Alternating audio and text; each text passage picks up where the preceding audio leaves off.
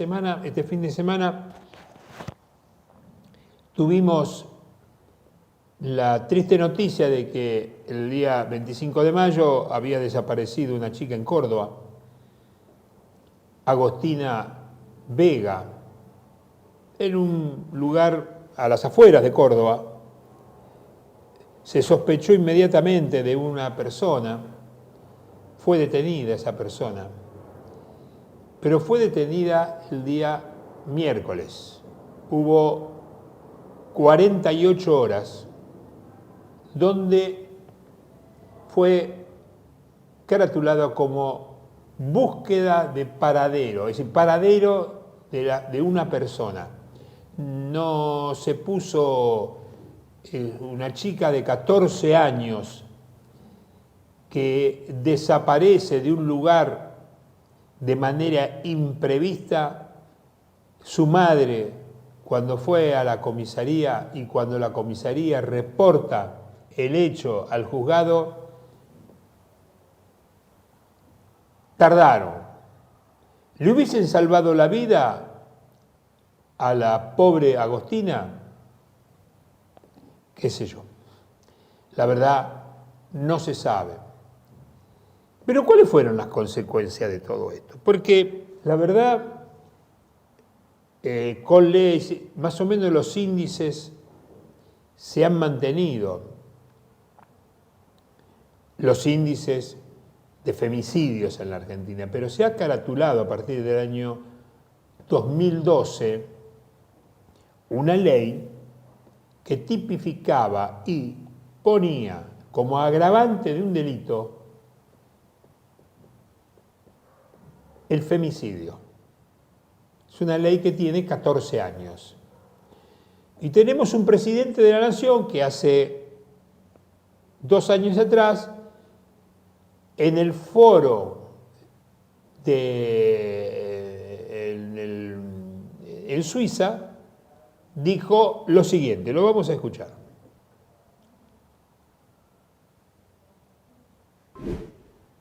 Llegamos incluso al punto de normalizar que en muchos países supuestamente civilizados, si uno mata a la mujer, se llama femicidio, y eso conlleva una pena más grave que si uno mata a un hombre solo por el sexo de la víctima, legalizando de hecho que la vida de una mujer vale más que la de un hombre, enarbolando la bandera de la brecha salarial de género, pero cuando uno mira los datos es evidente que no hay desigualdad para una misma tarea.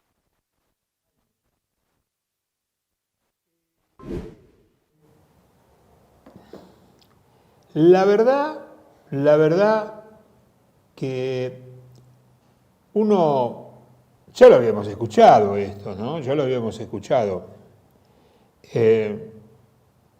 Uno se pone a pensar y dice, ¿cómo puede ser que este energúmeno pueda decir una burrada semejante? En representación de la República Argentina, ante los ojos de todo el mundo, dijo semejante estupidez. ¿Cómo, Javier Milei, cómo va a ser la vida de un hombre o de una mujer superior a la otra? ¿Qué argumento tenés vos, como te gusta hablar, empírico? ¿De dónde lo sacaste eso?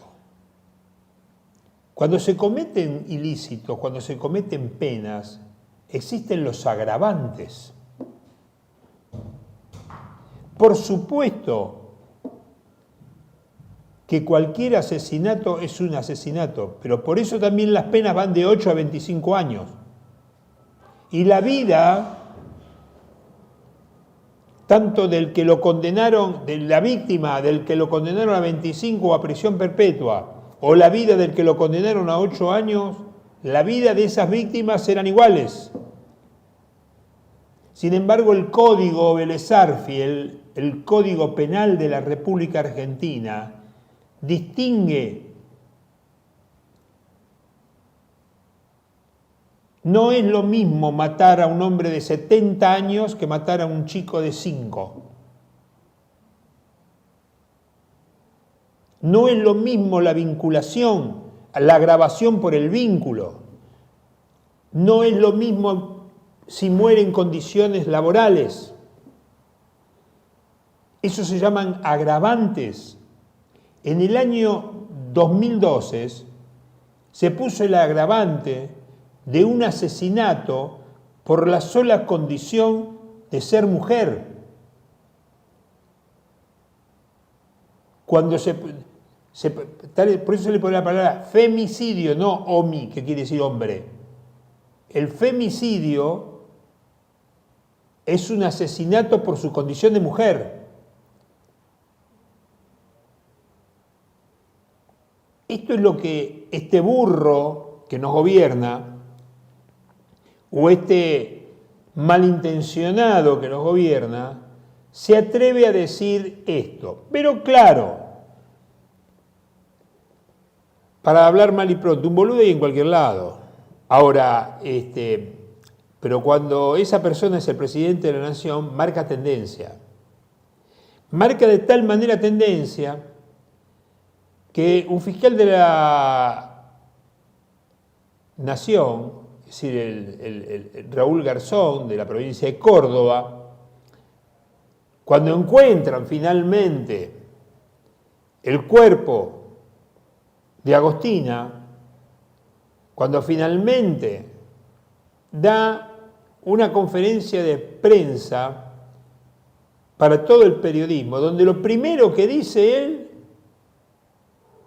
no voy a contestar, por supuesto que no lo pudo parar, voy a dar relato de los hechos y no voy a contestar preguntas. ¿Qué es lo que tenía miedo este señor?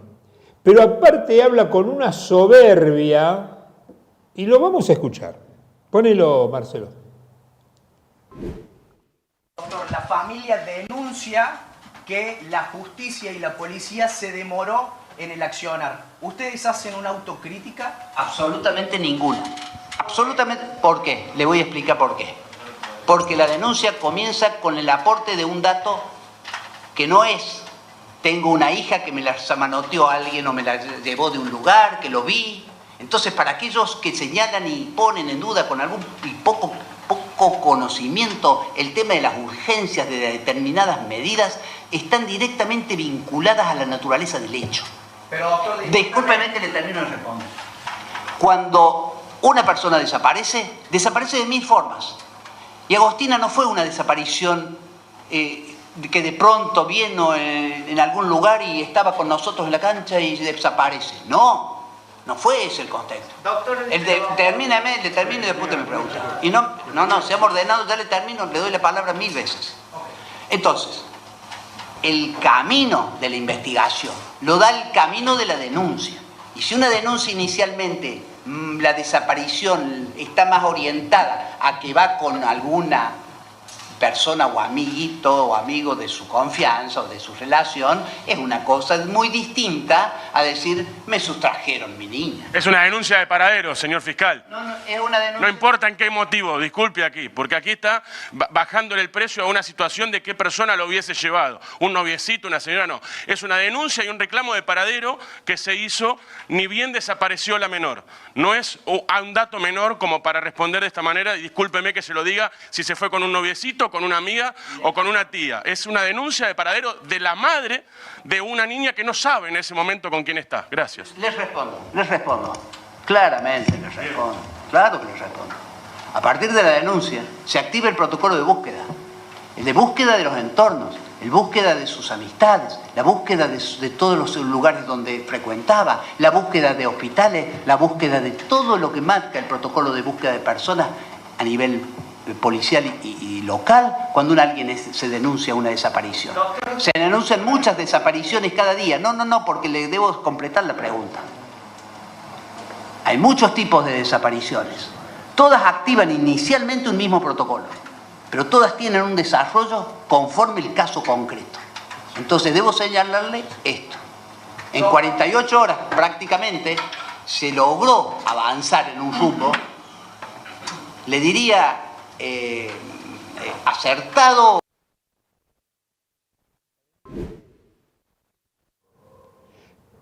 Bien.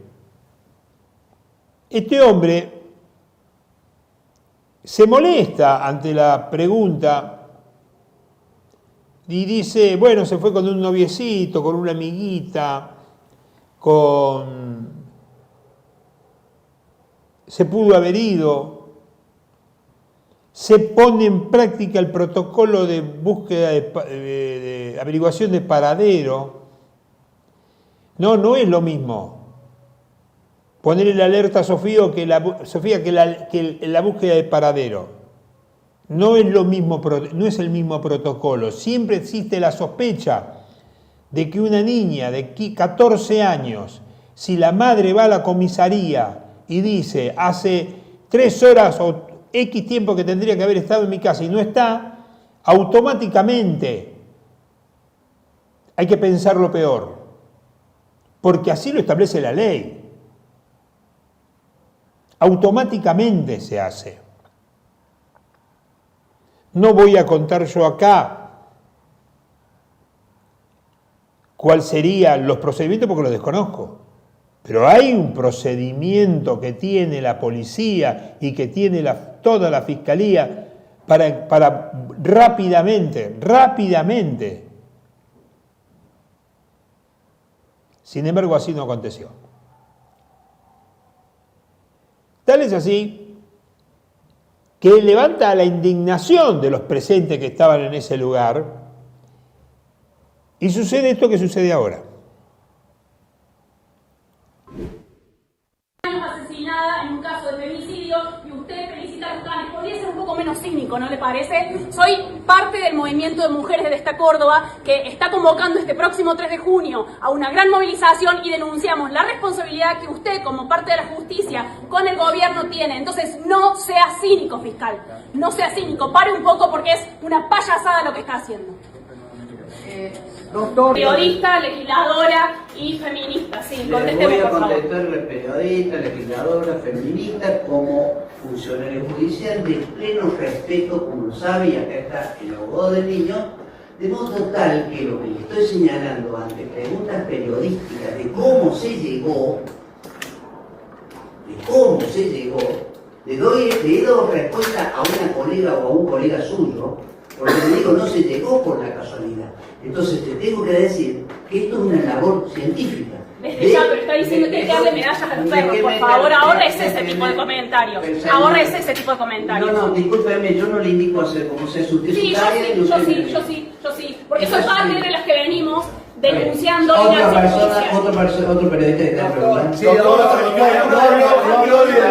habló del auto negro, no habló del Ford K negro. Está vinculado directamente a este lugar y a este traslado. Este señor fiscal, a su lado, a la derecha, tenía a un superior suyo, que es el ministro de Seguridad de la provincia de Córdoba. No lo dejó hablar.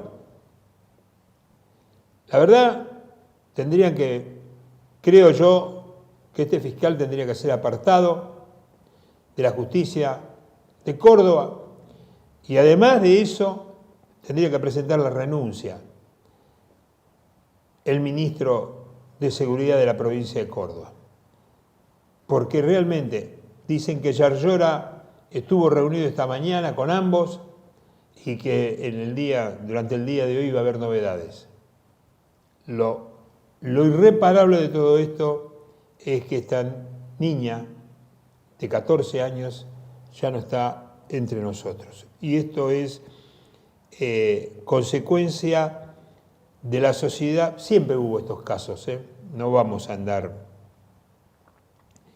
Pero también hay un clima social de que a mí no me importa y que yo salgo y digo lo que yo quiero.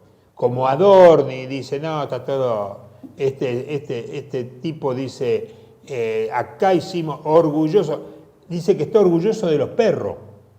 En una parte de su alocución, dijo que si algo rescata, entre otras cosas, es el accionar de los perros. Los perros de la policía que olfatearon el cuerpo.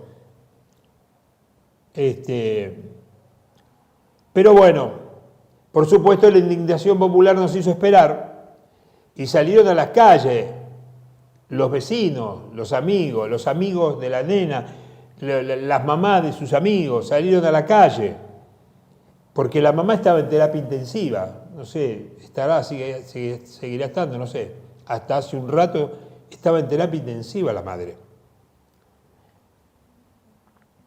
Encima la policía va y los amenaza. Miren lo que pasó en ese pueblo de muy pocos habitantes. Miren lo que pasó. En la provincia de Córdoba. Toleramos la agresión porque estamos trabajando. Bueno, solamente le pido eso. Solamente le pido eso, que no continúen con la agresión. Nada más. Las nenas. Nuestras criaturas. ¿Por qué no se paran así como se paran? Me pidió que los tirara a piedra porque si no los sacaba, los corrió, nos íbamos a tener que llevar detenidos. ¿Por qué no van a llevar detenidos? ¿Por qué no llevan detenidos a las personas que tienen que cuidar? No, los llevan, no. Esto, de acá no nos vamos a ir. Ah, sí, vamos a hacer justicia porque vamos a pedir justicia y nada más que justicia. Queremos justicia por todas las criaturas que se están desapareciendo. Queremos justicia, ni una menos criatura más que salga.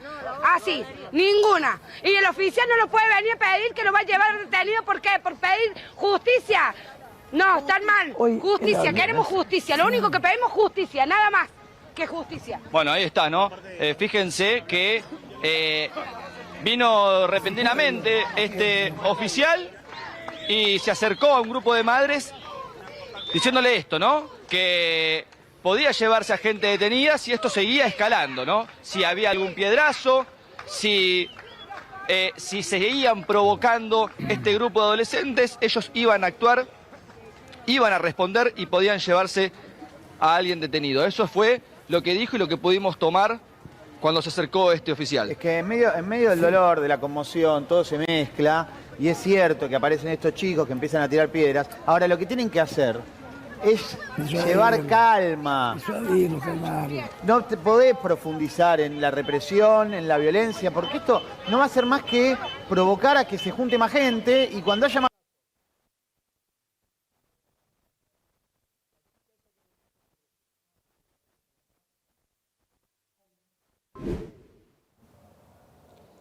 Claro, el periodista dice, hay que poner calma en esto, no venir un policía y decir, sigue tirando piedra, vamos a reprimir.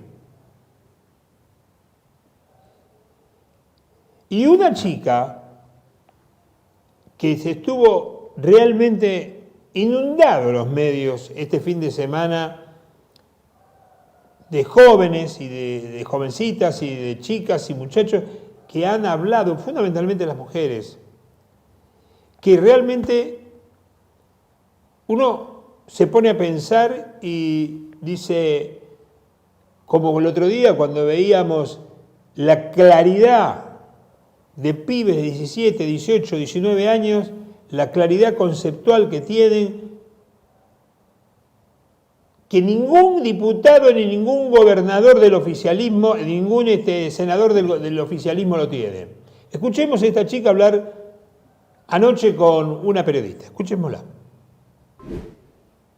Cuando nosotros no tenemos contención por ningún lado, ahí lo que está pasando es que tenemos que recurrir a, por ejemplo, los teléfonos celulares, la tecnología, los dispositivos, porque justamente necesitamos sentirnos contenidos por algún lugar, en algún lado, entonces a eso acudimos. Y además porque nosotros en los teléfonos celulares no tenemos que invertir dinero, no es necesario invertir dinero, por eso un montón de pibes van y usan ese recurso. ¿Y qué vemos en los teléfonos celulares? ¿Qué vemos en las redes sociales?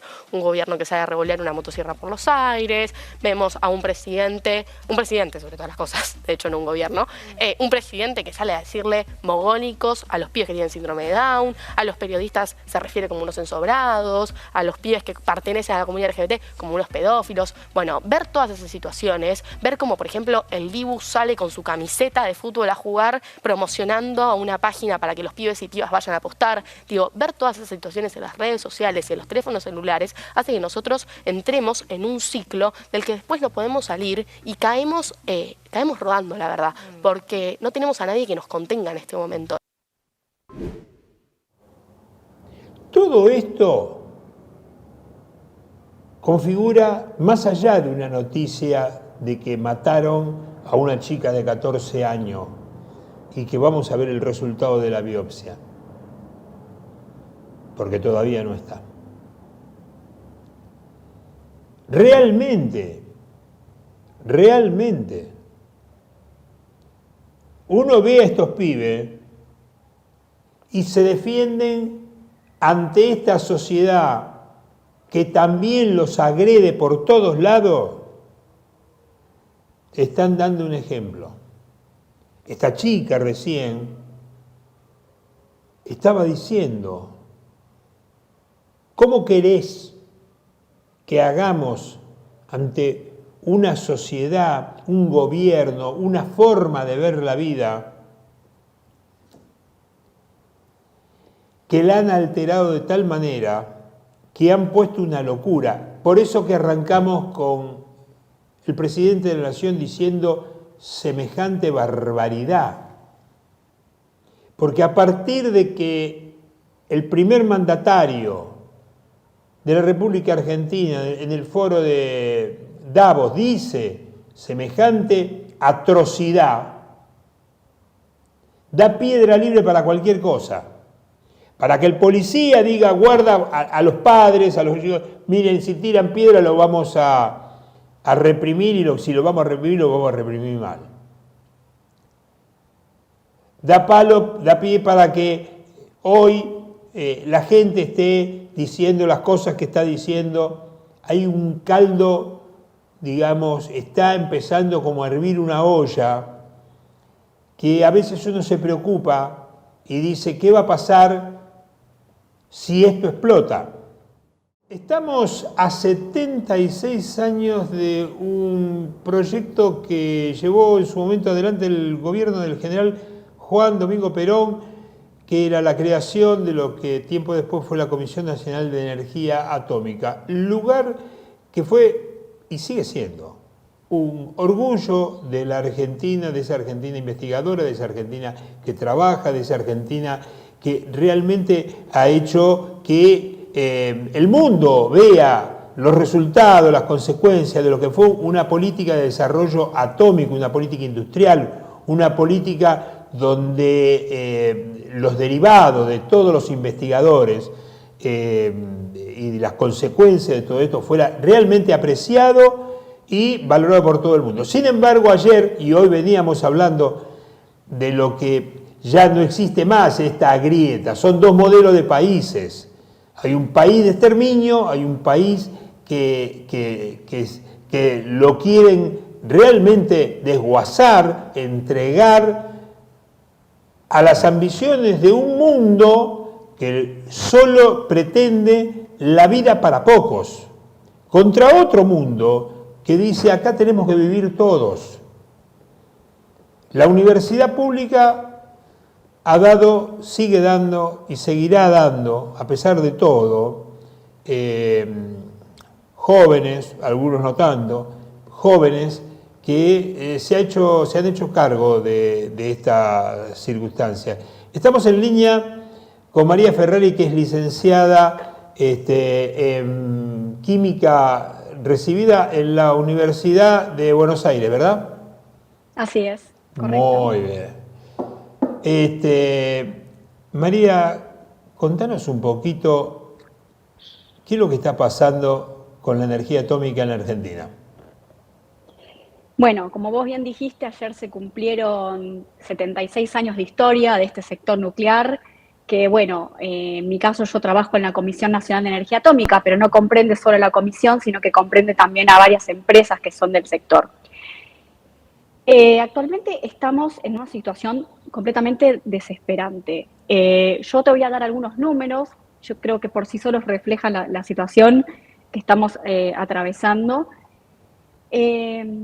Por empezar, tenemos el 92% de los sueldos, mirá, el número así bien preciso te lo digo, 92% de los sueldos por debajo de la línea de pobreza, acá en la comisión. Y de ese porcentaje, un gran porcentaje está sobre la línea, por debajo de la línea de indigencia. O sea, no hay desarrollo nuclear sin trabajadores con sueldo digno, eso por empezar. ¿Eso qué hace? Que los profesionales más formados en los cuales el Estado invirtió, se vayan. Estamos perdiendo capacidades todo el tiempo. Se han perdido aproximadamente 300 trabajadores en los últimos 2 años.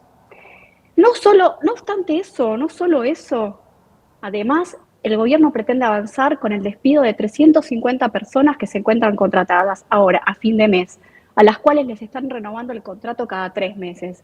O sea, esas personas no solo están pudiendo llevar un plato de comida a su casa, sino que además tienen que sufrir la inestabilidad laboral de ver de cada 3 meses si le renuevan o no un contrato. Eso en cuanto a los trabajadores, pero sumado a la desfinanciación completa de todos los proyectos. O sea, por empezar el CAREM, yo no sé si conocen, el CAREM es un proyecto de reactor pequeño modular, SMR por sus siglas en inglés, completamente desfinanciado. Hasta hace 2 años Argentina picaba en punta en lo que es el desarrollo de SMRs. A estas personas que están hablando tanto sobre la economía y generar divisas, porque es lo único que les interesa, no les interesa el bien común, pero ni siquiera desde ese lado lo ven. El CAREM, por ejemplo, es un proyecto completamente exportable, que puede generar muchas divisas para el país y sin embargo también lo desfinancian. Ni que hablar de centros de medicina nuclear que están frenados, los proyectos de investigación y desarrollo que abundan en la comisión, ¿no? Porque somos un lugar bastante multidisciplinario que no solo se aboca a energía nuclear, sino que se aboca también a la salud de la gente. De hecho, acá atrás, no sé si pueden observar, yo tengo una celda de producción de radioisótopos que se usan para medicina nuclear, para pacientes oncológicos, por ejemplo. Entonces, todo esto pone en juego el futuro de la sociedad, ¿sí? No solo de la comisión en sí misma. Y, bueno, encima de todo esto nos tenemos que, por así decirlo, bancar. Perdón, ¿se escucha bien? No solo eso, sino que además, por ejemplo, ayer hicieron un evento que por primera vez en la historia de la CENEA se hizo a espaldas de los trabajadores, un evento a puertas cerradas, en el cual gastaron 10 millones de pesos en un catering, por ejemplo, que eso sale de los servicios que nosotros realizamos. Así que la situación es esa, bastante desesperante. Bueno, ¿de qué cantidad de gente estamos hablando? De trabajadores, de científicos que estarían en condición de perder su trabajo. Y estamos hablando actualmente de 350 personas que están contratadas y que pueden perder su trabajo ahora a fin de mes. Y ni que hablar de los que ya se fueron perdiendo y que se van a seguir perdiendo por los salarios de miseria que se están pagando en la comisión y la falta de perspectiva futuro por la desfinanciación de los proyectos. Así que vamos a hablar de cientos de personas. Personal que está ahí en la Avenida Libertador y también en Ezeiza, ¿verdad? La CENEA en realidad es un organismo que cuenta con, con distintas dependencias a lo largo del país, sí. No solo acá en la Ciudad de Buenos Aires o en provincia de Buenos Aires, hay un centro en Constituyentes y General Paz, hay otro acá en Ezeiza, sino que también está en Bariloche, pero también tiene regionales a lo largo del país y tiene presencia a través de los centros de medicina nuclear en casi todas las provincias del país. En algún momento de la historia reciente de este país, científicos o trabajadores de la CONEA han viajado a llevar sus conocimientos a otros países? Y sí, Argentina, bueno, es lo que comentaba, por ejemplo, con la desfinanciación del CAREM. Argentina es pionera en exportación de reactores nucleares de investigación, que lo hace a través de la conocida empresa INVAP. De hecho, le ha exportado al primer mundo reactores de investigación, compitiendo con países como Canadá, como Estados Unidos o como China mismo. Ha logrado exportar reactores a Australia y a Países Bajos. Mirá. Así que capacidad tenemos. Claro.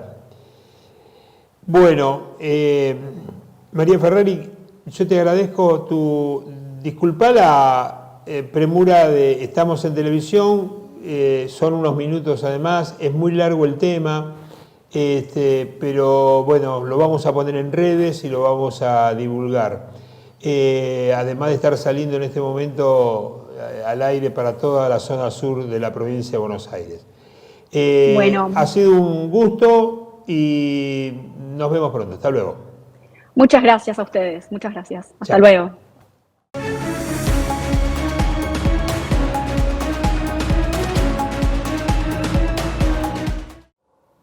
Vamos a ver qué dijo el Toto Caputo hace un mes atrás cuando le preguntaron acerca de los créditos hipotecarios que el personal de alto rango, no del Ministerio, se conocieron 12 nombres del Ministerio de Economía, pero algunos más, que accedieron a créditos hipotecarios en el orden, algunos de los $300.000.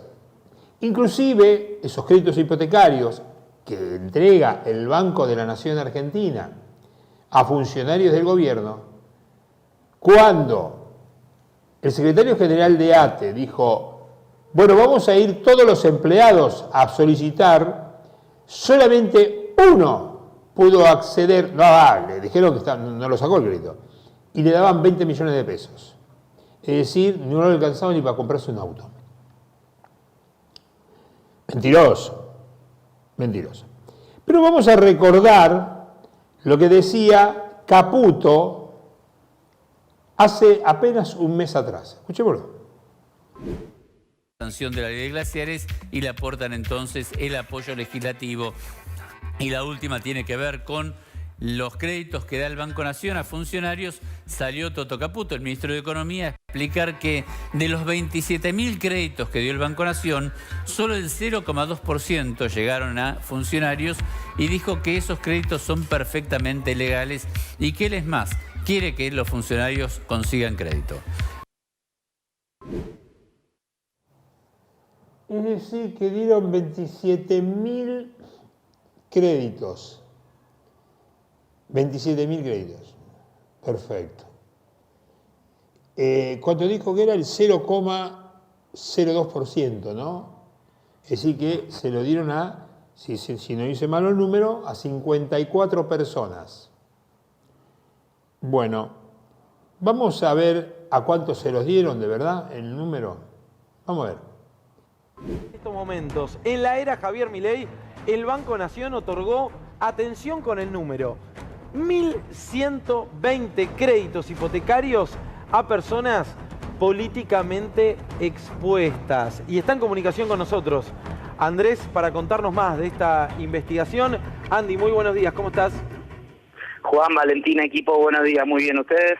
Bien, bueno, y casi que digo sorprendidos con esta noticia, pero ya a esta altura uno va perdiendo la capacidad de sorpresa. Son entonces 1.120 créditos hipotecarios que no fueron a parar al ciudadano de a pie, sino a personas políticamente expuestas, en su mayoría funcionarios de esta gestión. Así es, Juan, y cuando hablamos de personas expuestas políticamente, estamos hablando de casta pura, ¿eh? Ahí tenés presidente, vicepresidente de la Nación, ministros, secretarios de Estado, tenés legisladores y tenés funcionarios de primer rango del Poder Judicial también, ¿no? Y de cada una de las provincias. Pero de secretario para abajo, por ejemplo, ya no cuenta como persona expuesta políticamente. Un subsecretario, por ejemplo, que es un funcionario bien político, no cuenta dentro de la definición que hay hoy por hoy de persona expuesta políticamente, así que estamos hablando de la crema y efectivamente son 1.120 créditos hipotecarios otorgados por el Banco Nación y esto lo tenemos confirmado a través de un pedido de acceso a la información pública que hicimos. Claro, un pedido a la Secretaría de Información Pública, 1.100... ¿Sabes por qué te preguntan? Yo alguna vez, más de una vez, he sacado algún crédito y te preguntan, no hipotecario, no, te preguntan si estás políticamente expuesto. ¿Por qué? ¿Por qué dice eso? Porque el banco supone, con acierto, de que ese sueldo que vos tenés de varios millones de pesos, que accedés ahora, no lo vas a mantener durante 20 años o 30. Por eso es que no calificás. Y antes de decirte que no, te preguntan si vos estás políticamente expuesto. ¿Qué quiere decir? Que tenés un cargo político y que te puede durar lo que al presidente de la nación o al ministro o al secretario le ocurra o se le pase, ¿sabés por dónde? Vos quedás al otro día buscando laburo. Y al banco eso... Distinto es un gerente de una empresa o inclusive de algún organismo del Estado que es de la planta permanente, que no tiene una carrera política, tiene una carrera administrativa. Puede ser que presente facturación o presente recibos de sueldo que estén en condiciones de ser otorgado un crédito por edad y por sueldo, y a ese tiene beneficios. Por eso preguntan. Es por eso. Ahora, cuando Caputo salió a decir es el 0,02, lo dijo como pudo haber dicho el 0,2, el 2%, el 0,000001, cualquier cosa dijo. Cualquier cosa, total, yo miento. ¿Quién me puede decir algo? Si acá mentir, no está penado mentir. Miente. Ahora resulta ser que en vez de ser 54, ponerle hubiesen sido 70. O decir, bueno, qué sé yo, se pasó. Bueno, puede ser. Ahora, no lo tuve en cuenta. Ahora de 1120 a 54 hay realmente una diferencia que no es que no la sabía. Si Caputo sabe que fueron muchos los créditos. Caputo dijo en un momento, no, si yo le digo a mis propios empleados, muchachos, métanle, dale, como dijo él un día, dale, campeón, comprá, metete, dale, campeón, hacelo, total está barato, dale, campeón. Eso lo hizo Caputo. ¿Lo sabe Caputo? Por supuesto que lo sabe Caputo. Entonces te miente.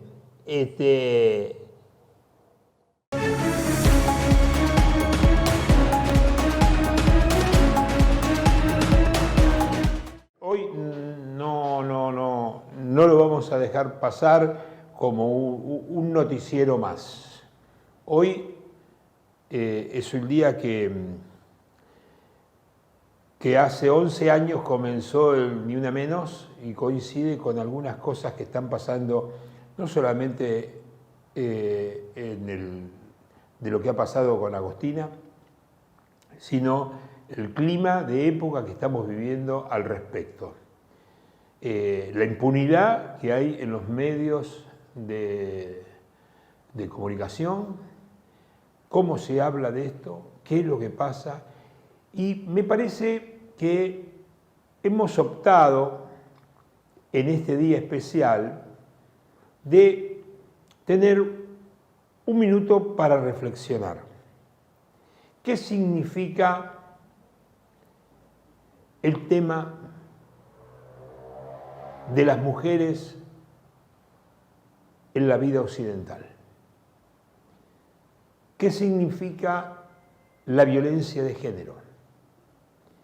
¿Qué significa el femicidio? ¿Qué significa que a comienzos del siglo XXI surge, no de manera espontánea, porque es una larga lucha centenaria, diría yo, pero que a partir del siglo XXI hay un espacio que ganan la cuestión mujeril. La mujer, sus derechos. Y de este lado estamos los varones, si es que hay otro lado, o estamos en el mismo lado. Bueno, yo diría que todos los varones fuimos criados de una manera, inclusive los más jóvenes, donde a veces nos cuesta mucho poder darnos cuenta primero de qué es lo que pasa y después el síntoma, donde nosotros, individuos, surge un hecho que tiene que ver o con el machismo o con las enseñanzas del patriarcado, que son dos cosas diferentes. Uno puede no tener actitudes machistas, pero no deja de estar influenciado por el patriarcado. De eso nos habla una compañera, Adriana Guzmán, desde Bolivia, diciendo esto, y damos comienzo al programa.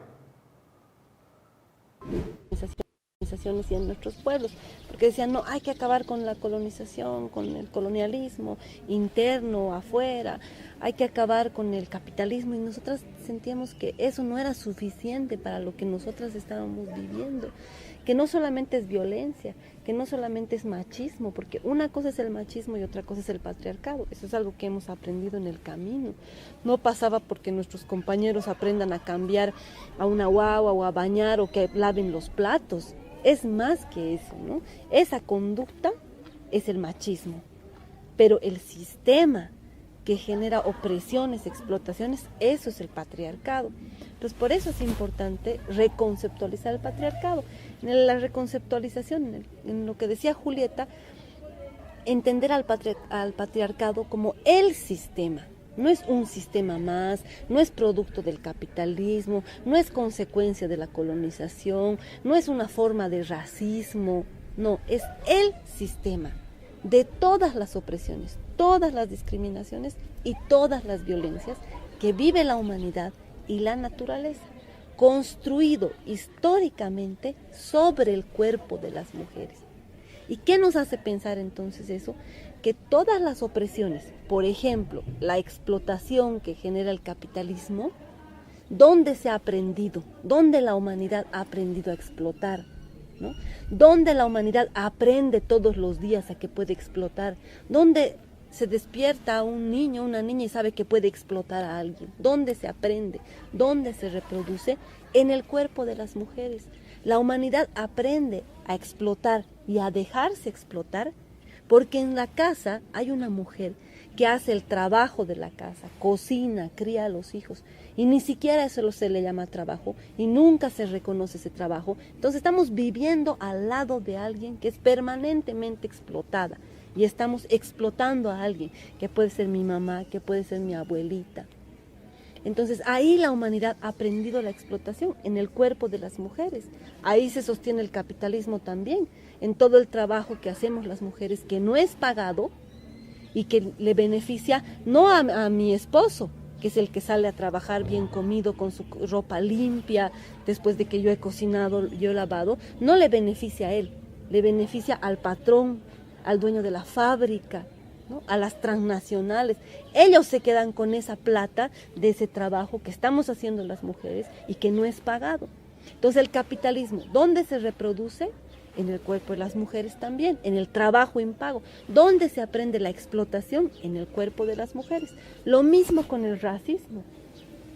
¿Dónde se ha aprendido que hay un cuerpo que puede ser inferior al otro? Que hay un cuerpo que es más lindo, que tiene más poder, todo, y hay otro cuerpo que es inferior, que es subvalorado, que es discriminado. ¿Dónde se ha aprendido? En el cuerpo de las mujeres. ¿Dónde se aprende todos los días? ¿Dónde los niños, las niñas aprenden que un cuerpo vale más y otro cuerpo vale menos? Es interesante lo que dice Adriana Guzmán. Es una manera, elegimos esta forma de comenzar para ver exactamente desde dónde viene esto. Viene desde el fondo de la historia. Ayer hablábamos de un hecho que tenía que ver con tenía que ver con un acontecimiento de una batalla en el Paraguay, en la guerra del Paraguay, que era Costañú, recordada porque ahí mataron muchos niños entre 10, 12 años, que se enfrentaron a un ejército, los chicos con piedras y palos, al ejército imperial brasileño. Detrás de ellos, lo vuelvo a contar esto porque es increíble. Detrás de ellos, en la jungla, en la selva, estaban sus mamás, viendo cómo mataban a sus hijos, que se enfrentaron a un enemigo poderoso. ¿Qué hicieron las madres? Fueron a defender a sus hijos. Mataron a sus hijos, luego las mataron a ellas. Pero antes de matarlas, las violaron a todas. En el Paraguay, y no es una crítica, el Día del Niño es el día de la batalla de Acostañú, por lo menos ellos recuerdan a los niños de Acostañú. Nosotros el Día del Niño lo ponemos porque una empresa norteamericana lo puso, que es el primer domingo de agosto. Pero bueno, tendría que ser ese el Día de la Mujer en el Paraguay, además del Día del Niño, o el Día de la Madre, o el Día del... Pero tendría que reconocerse. Por eso es que hablamos del silencio. Las mujeres han sido fundamentalmente silenciadas. ¿Por quiénes? Por nosotros, los varones. Y acá me incluyo. Por supuesto que yo no silencié a ninguna mujer, pero fui formado, criado, educado en una ciudad o en un país, en una civilización que ha hecho y ha trabajado durante siglos sobre la superioridad del hombre con respecto a la mujer. No fue fácil, no es fácil. No me resulta ni les resulta a los varones de buena ley llegar a comprender hasta las últimas instancias de hasta qué recovecos llegamos. ¿Qué cosas pasan en la vida comúnmente que tienen que ver con cuestiones violentas hacia las mujeres? Vamos a ver ahora un video hecho, no ahora, hace un año, acerca de esta singular manera que tienen los medios de tratar el tema de los femicidios. Miremos qué es lo que hacen estas periodistas. Si te muestro esta foto, ¿lo reconoces? ¿Sabés quién es? ¿Sabés si era fanático de los boliches o si en algún momento había abandonado la secundaria? A ella seguro que sí la reconoces, ¿no? Él es Joel Fernández, el asesino de Melina Romero. En 2014, Joel abusó de Melina y deshizo su cuerpo en un predio cercano al CEAMSE de José Leo Suárez. Las notas que cubrieron el caso hablaban de ella, pero no de él.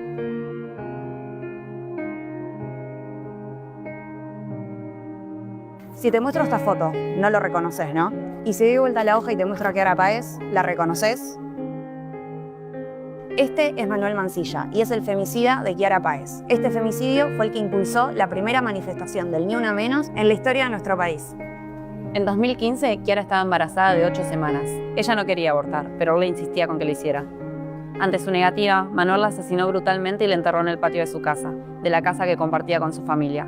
Luego se ofreció como voluntario en las búsquedas y hasta se animó a hacer un asado a metros del cadáver. Le confesó el crimen a su padre y él lo entregó. El femicida había sido condenado a 21 años y medio de cárcel, pero le bajaron la pena a 15. La cara de Kiara la tenés, la de Manuel no.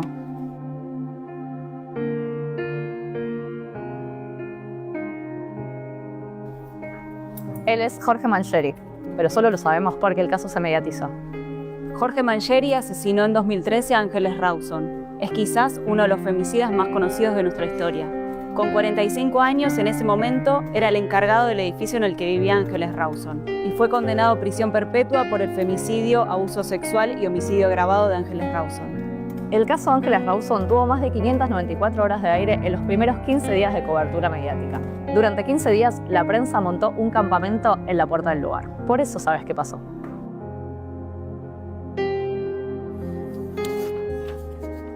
¿Pero de él me puedes decir algo? Si te digo que se llama Jonathan Luna, tampoco te suena, ¿no? ¿Y si te muestro a Micaela Ortega? ¿Ahora sí te suena? Él es Jonathan Luna, es el femicida de Micaela Ortega.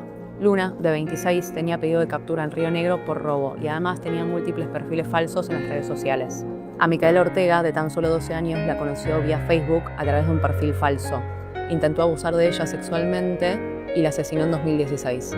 Luna fue juzgado por grooming y por femicidio. Tras el juicio, lo condenaron a prisión perpetua. Su cara no la conoces, la de su víctima sí. Nombrar a las mujeres que fueron brutalmente asesinadas por el odio machista y el sistema patriarcal es clave para nuestra memoria colectiva. No solo para recordar sus nombres y para que el pedido de justicia siga latente, sino también para remarcar que las políticas de Estado son necesarias. Pero por otro lado, manteniendo esta postura, se sigue victimizando a la víctima. Reversionar la historia y cambiar el enfoque poniendo la mirada en ellos, los femicidas, es un trabajo que tenemos que hacer todos como sociedad.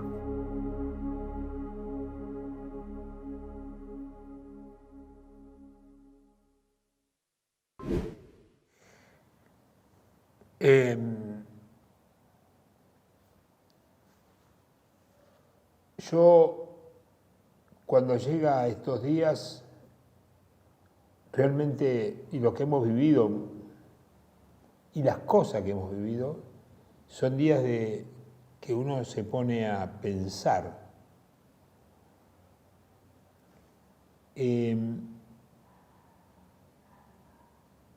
Vamos a hacer un repaso. Dice, detrás del relato social construido sobre las víctimas del femicidio,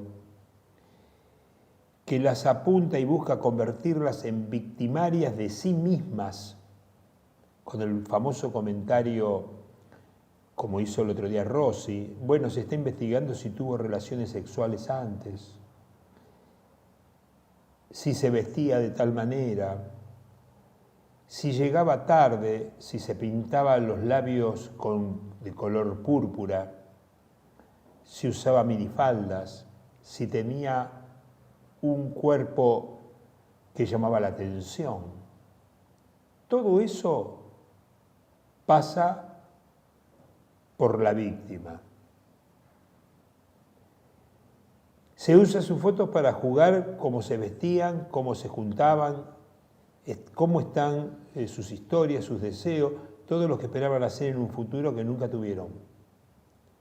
Sin distinción de edad, clase social o zona de residencia, todas tienen algo en común: ser mujeres que evidencian la existencia de una sociedad machista. El punto cúlmine de la violencia de género es el femicidio.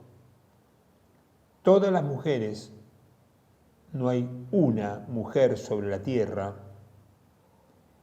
que no haya estado abordada, castigada, ninguneada, corrida por un sentimiento machista e influenciada por el sistema patriarcal.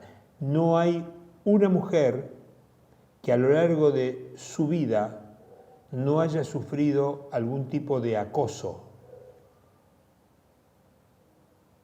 En la mayoría de los casos, en el 99,99% de parte de varones. ¿Por qué el varón hace eso? ¿Por qué ejercicio del poder? ¿Por qué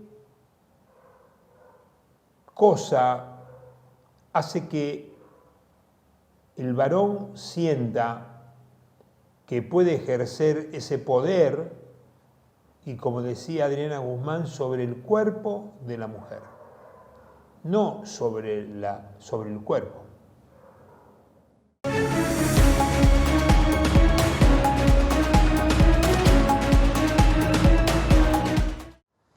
Ayer, en el Senado de la Nación, se aprobó una ley que tiene que ver con la promoción de un listado de los nuevos jueces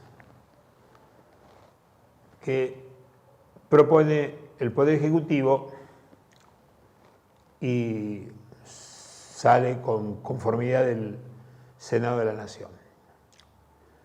Al principio iba a haber, en los pliegos que se alcanzaron a las comisiones, fueron 50. En una pase de mano se aumenta eso en un 50% y van a 74, o 76, se aprueban 74.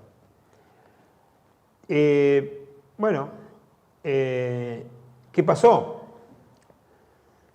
Una de esas personas, María Verónica Micheli, el presidente de la Nación,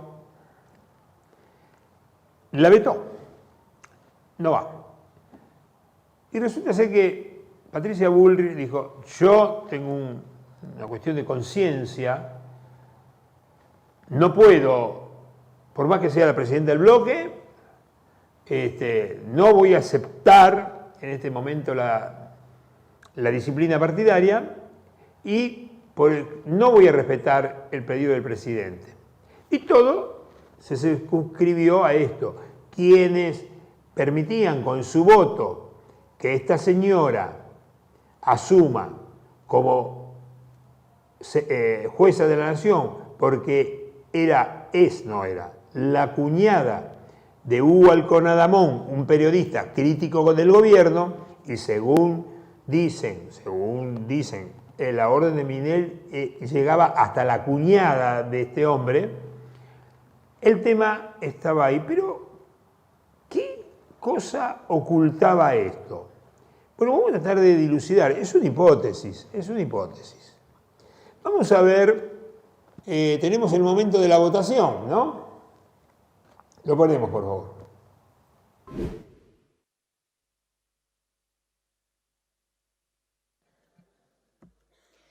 Afirmativos 44, negativos 18, abstenciones 2. Resulta aprobado.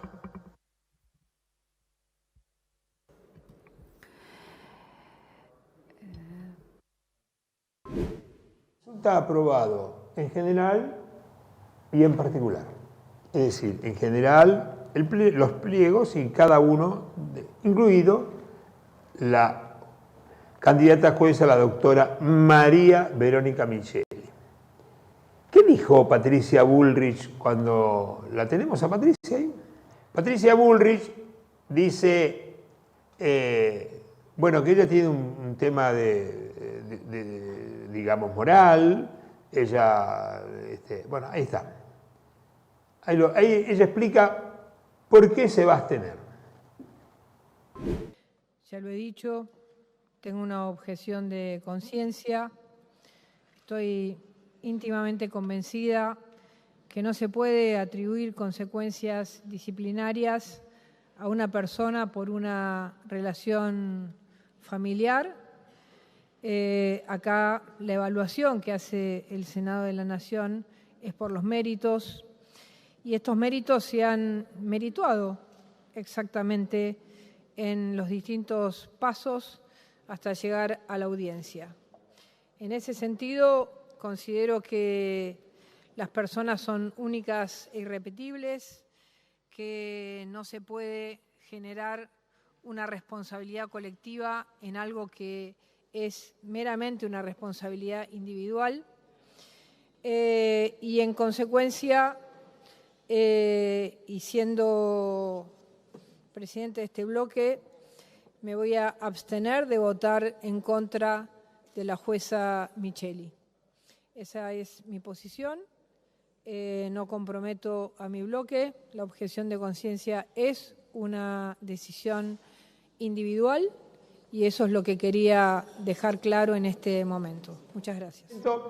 Donde Patricia Bullrich dice, por una cuestión de principios, yo no puedo no darle lo que hay a una persona que cumpliendo todo para ser jueza, por un pedido presidencial de que está y no dice qué, no dice cuál es el motivo, no lo va a tratar. Entonces ella, ¿qué hace? Se abstiene. ¿Qué hace la oposición? Vota a favor y sale como perdiendo el gobierno. ¿Qué va a pasar ahora? Bueno, va a pasar que Milei va a objetar a esa senadora, a esa jueza, la va a correr, no le va a dar el nombramiento porque tiene la facultad de hacerlo y le va a dar a los 70 y pico de restantes. Ahora me voy a detener en este lugar. Vamos a ver a Juliana Di Tulio diciendo en este momento una cosa que pasó y que lo vamos a aclarar. Ponela, por favor. Gracias, presidente. Ayer hicimos labor parlamentaria, comisión de labor parlamentaria. Se hace para que acordemos el plan de labor, que ya se votó. Eran 50 pliegos, ¿no? Los 50 pliegos que nos mandó la senadora Bullrich. Además, nos mandó al presidente del interbloque y a mí los 50 pliegos que se iban a tratar. Estoy leyendo, siguiendo atentamente lo que dice la secretaria parlamentaria y no coincide. ¿Qué está pasando, presidente? El acuerdo de labor parlamentaria se cumple, si no, ¿para qué carajo hacemos labor parlamentaria? ¿Terminó su locución, senadora Di Tulio? Listo. ¿Tiene? ¿Qué? No hice ninguna moción. Usted me tiene que contestar lo que está pasando. ¿Qué es lo que está pasando? Terminó la locución, le dije, no moción. ¿Terminó la locución? Sí, perfecto. Contésteme. Tiene la palabra. Por supuesto que después, por la palabra carajo, se agarraron todo de ello, empezaron a decir que era una maleducada, qué sé yo. Pero ¿qué es lo que había pasado? Habían acordado, lo que es labor parlamentaria, el pliego de 50 personas, entre las cuales estaba Micheli. Micheli se llama, ¿no? Sí, Micheli. Ahora, entre gallos y medianoche aparecen 24 más. La senadora Di Tulio dice, pará, ¿y estos 24? ¿Quién lo pone? ¿Cómo? No, bueno, siguió. Por supuesto que se votó y se votaron los 74. Algunos festejan que hayan vetado o que hayan permitido que Micheli sea jueza de la nación. Ahora, yo les voy a decir una cosa, con el voto peronista, resulta ser que aparecieron todo lo peor de lo que Maíquez le sugirió a Milei, más algunos más. Entre ellos, quienes persiguieron a Cristina. Entre ellos, quienes tienen denuncias graves por mal desempeño en su calidad de fiscales o en otras labores de la justicia. Entonces, cuando decíamos durante toda la semana, estuvimos diciendo el tema de la justicia con respecto al ni una menos, a las leyes, a lo que pasa con... Muchachos, Este era el momento, ¿eh? Acá estaba el momento. Acá estaba el momento de salir a decir y no votar. Porque estos jueces que ustedes pusieron, muchos son jóvenes, pero no menos de... Porque vieron que son vitalicios los cargos. Es lo único que se mantiene desde la época de los reyes, digamos, de las monarquías. Son vitalicias. Bueno, acá también, como el papado, es vitalicio. Bueno, los jueces son vitalicios.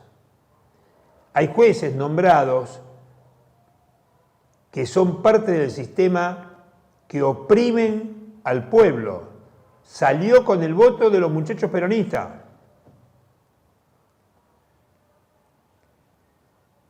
Esto hay que decirlo.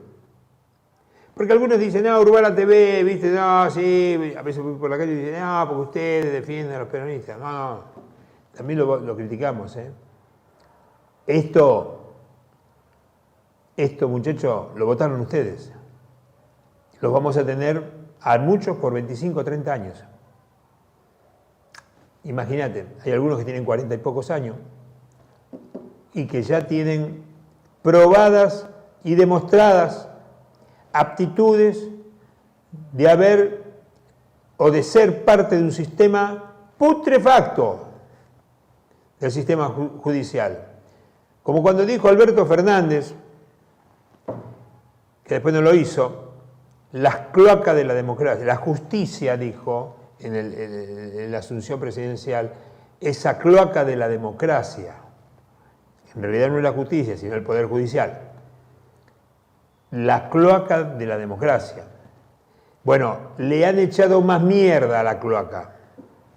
Vamos a ser claros. En líneas generales, por ahí no conozco. Hoy escuchaba la lista.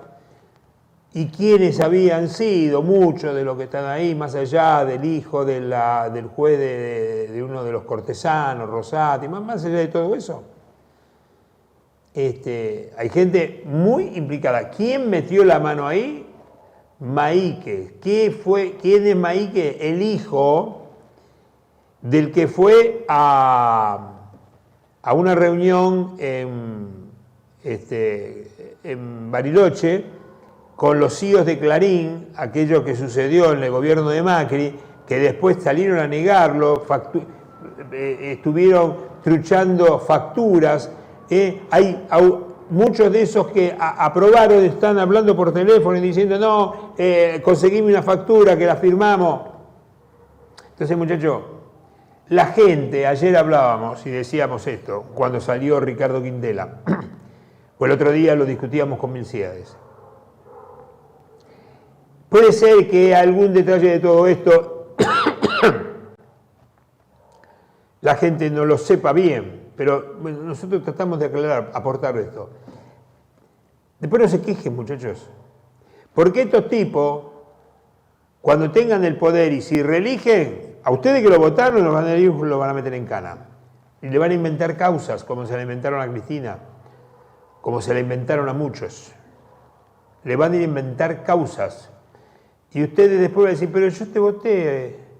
Bueno, le van a inventar causa, se van a aliar con el sistema de medios, que lo impone, y sigue la joda. Y la profunda reforma judicial que hay que hacer, y ustedes dirán, bueno, ¿y qué había que hacer? No votarlos. No votarlos. Bueno, pero le dabas la razón al gobierno, la iban a... Bueno, pero había que haber argumentado, nombre por nombre, quiénes eran cada uno de ellos. Hoy, en esta semana, hubo 3 fallecimientos que, bueno, quizás el más notorio, porque abarca varias generaciones, es que esta mañana, muy temprano, falleció el Indio Solari. La verdad que cuando estaba haciendo el noticiero y aparece la noticia de que había muerto el Indio, tuve que hacer una pausa porque, bueno, el Indio Solari pertenezco a una generación donde nos atravesó. Recuerdo que era el momento antes de, un tiempito antes de, no sé si habrá sido por el mes de marzo, o febrero, o el verano, no me acuerdo bien, pero sé que era en la época del Mundial. Un querido amigo mío, un hermano mío, me dice: Cacho, vamos a La Plata a ver a una banda. En ese momento, te podés imaginar, plena dictadura, las bandas eran... había según quién, ¿no? Y cuál, y cómo, y de qué manera, pero esta era media clandestina.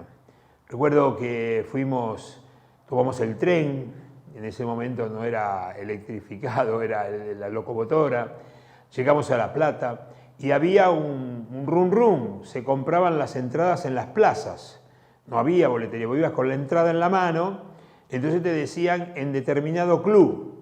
Y a las 8 de la noche, por decirte algo, y a las 8 de la noche estábamos todos con la entradita, entrábamos, cantaban 5, 6, 7, 8 canciones y por ahí decíamos: bueno, muchachos, hasta acá nomás, váyanse de a poquito porque está la policía viniendo. Y así nos íbamos.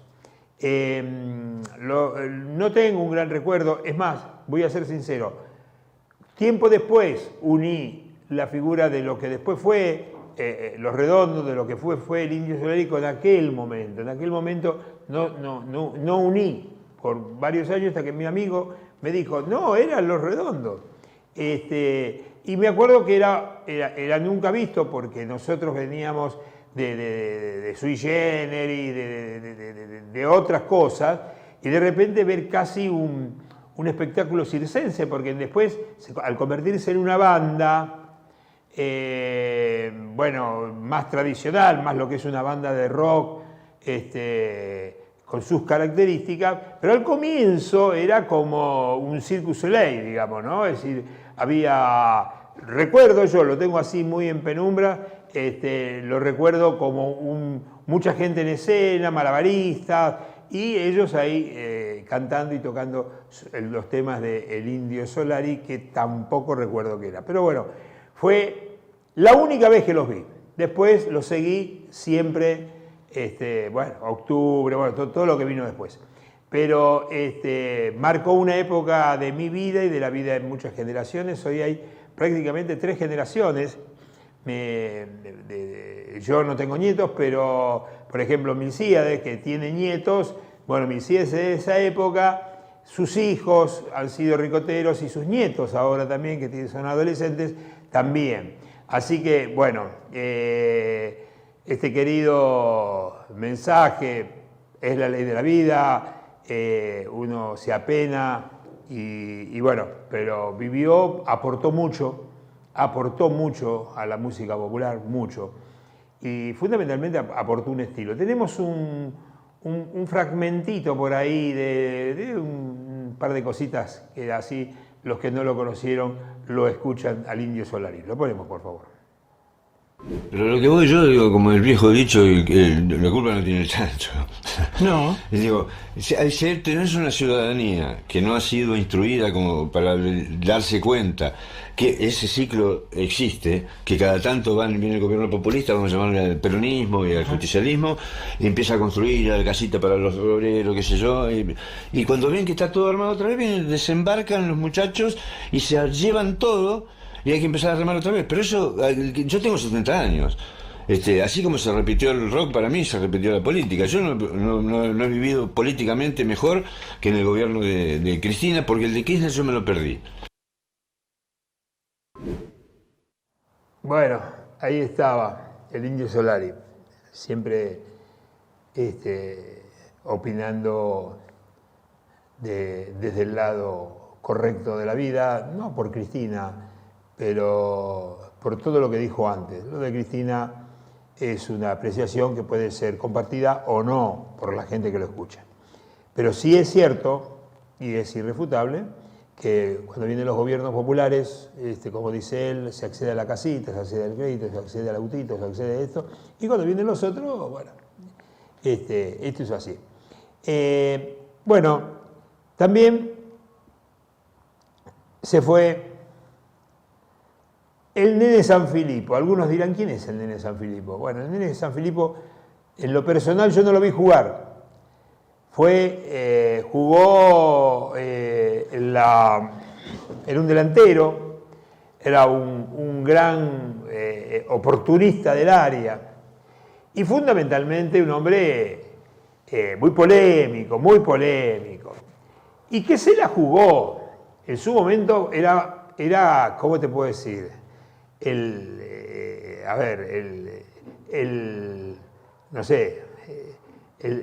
9 típico de la selección argentina, el Nene Sanfilippo, el hombre que jugó en un solo club. Jugó, creo estar seguro, pero si no el 99% de su carrera, en San Lorenzo de Almagro, gran ídolo de San Lorenzo. Pero tenía una particularidad.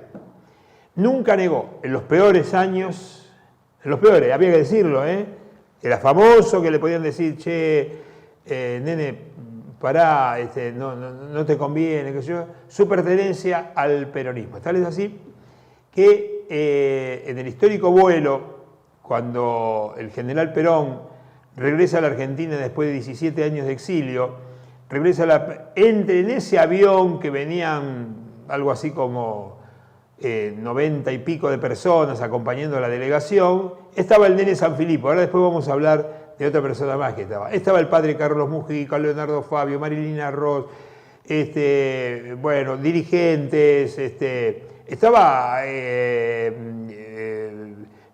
está Abal Medina, Medina padre, ¿no? Que murió hace poco. Y ahí lo vemos al general Perón saludando con a su esposa al lado. Era el hombre que Perón tenía un solo deseo. Y él no quería, como San Martín, como Rosas, él no quería morir en otro lugar que no fuera en su patria, digamos, ¿no? Es decir, él tenía como un miedo, sabía que el final se le acercaba y él no quería morir en España, ¿no? En el exilio, como tantos murieron. Y el regreso a la Argentina, después se aceleraron las cosas y pasaron lo que ya todos conocemos.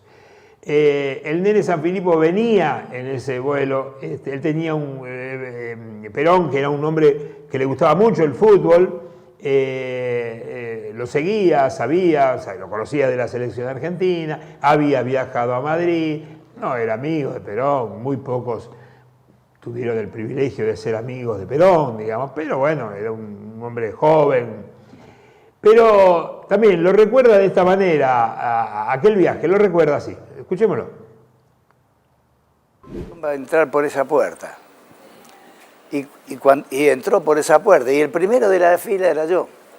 Y como él me conocía, Sanfilippo, ¿cómo le va?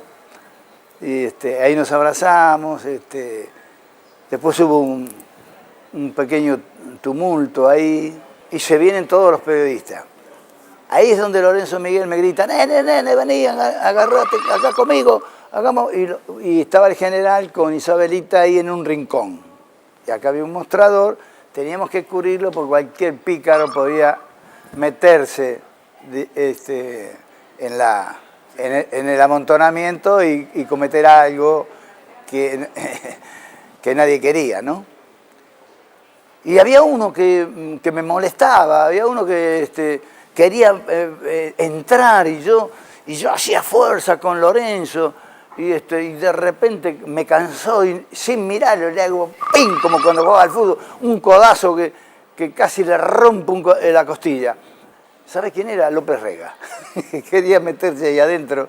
¿Qué me vas a meter? ¿A qué me vas a sacar a mí de acá que te arranco la cabeza? Y bueno, y después volvimos y en la vuelta, yo al general lo vi ya 10 veces, 15 veces. Entonces me acerco. Y otra vez, hola Sanfilippo, ¿cómo le va?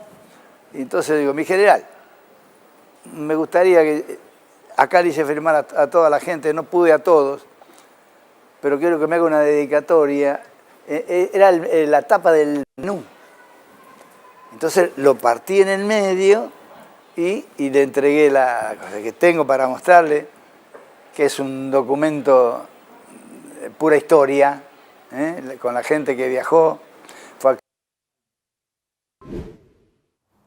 Gran número 9 de San Lorenzo de Almagro, la selección argentina, un oportunista, un goleador, un pícaro del área, un hombre... Después, cuando fue comentarista político de fútbol deportivo, bueno, tenía algunas cosas que por ahí en lo personal yo no compartía, tenía algunas apreciaciones de jugadores contemporáneos donde los criticaba, bueno, pero no importa, ya está. Eso es olvidable. Lo que queda es la historia, es esta anécdota, lo que ha sido San Filipo, el ídolo que era San Filipo, el ídolo, porque vieron que, más que todo esto se lo digo a los que son más jóvenes, creen que Messi, De Paul, no sé, por decir algo, o Riquelme, o Batistuta, para hablar de algunos que son más viejos, fueron los grandes ídolos. No, Argentina tuvo... o Maradona, digamos, ¿no? Por ahí, el nivel de Maradona no sé, pero la Argentina tuvo grandes ídolos, no sé si llamarlos además buenos jugadores.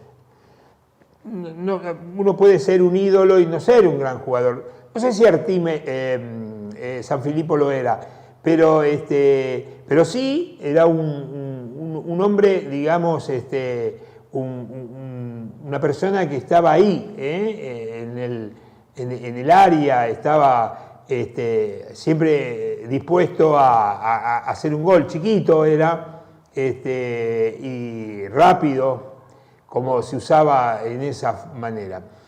Otra que nos dejó, que vino en ese vuelo también, es Chunchuna Villafañe.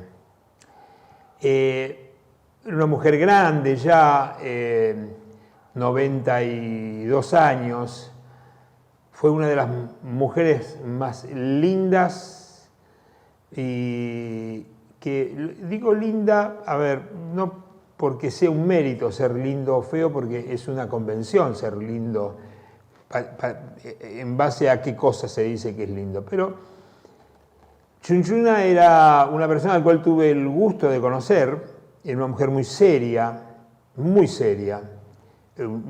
fundamentalmente una intelectual, una mujer, pero que había trascendido desde un lugar que era difícil salir por su belleza física. Ella empezó siendo modelo, era arquitecta, se había recibido de arquitecta en la Universidad de Buenos Aires, pero de una belleza superior, digamos, ¿no? Es decir, que llamaba mucho la atención, y empieza siendo modelo. Por lo tanto, la convención de las modelos estaban como estigmatizadas en que tenían que ser fundamentalmente de pocas luces. Y Chunchuna no lo era. Siempre tuvo un pensamiento político, fue pareja, entre otros, de Pino Solanas, y bueno, fue siempre peronista, y en ese momento, cuando arriesgás mucho, todos los que venían en ese vuelo, Leonardo, Fabio, Marilina, Piero, estaban en el pináculo de la fama, pero eso no quiere decir que estaban impunes a cualquier cosa, no, las podían sacar de un plumazo del medio, como después les pasó en la dictadura, que todos estos terminaron todos exiliados. Chunchuna era una mujer encantadora, daba gusto hablar con ella. Recuerdo un par de veces haber hablado con ella, y tenía una manera de hablar pausada, tenía como mucha paz, ¿no? Y vamos a recordar ahora la escena donde ella, como actriz, quizá se la recuerde más. Ha hecho mucho teatro, ha hecho mucho cine, pero la película, la historia oficial, ¿no? Ella hacía, cuando se juntaban las amigas, ella era la que había vuelto del exilio. Y veamos la escena cuando se juntan las amigas. Estaba ahí Norma, Aleandro, una actriz que murió hace poco, bueno, se me fuera el nombre, y estaba ella junto a otra. Veámosla, por favor.